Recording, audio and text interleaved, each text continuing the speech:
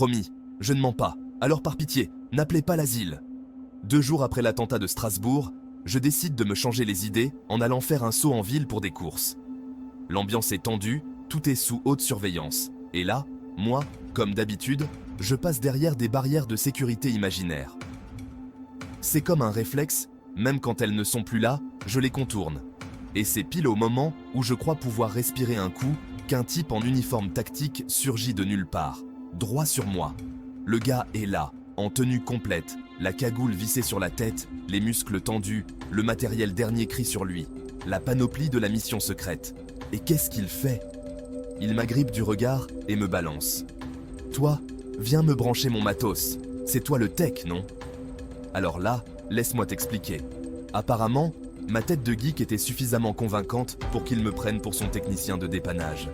Le pauvre homme était persuadé que si j'étais derrière des barrières imaginaires, c'est que je devais être celui qui allait sauver son matériel.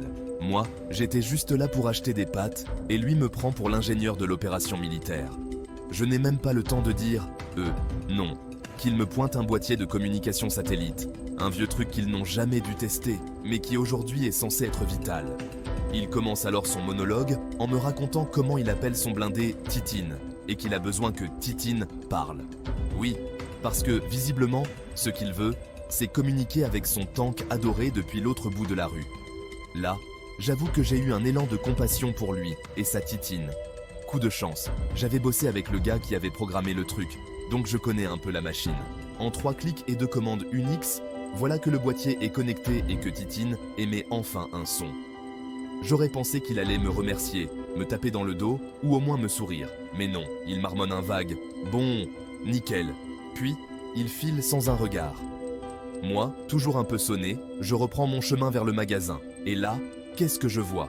Le vrai technicien qui arrive, suant sous une tonne de matos. Lui, on peut dire qu'il était prêt pour faire parler tous les tanks de France si besoin. Mais moi, j'étais déjà loin, avec mes pattes et ma tranquillité.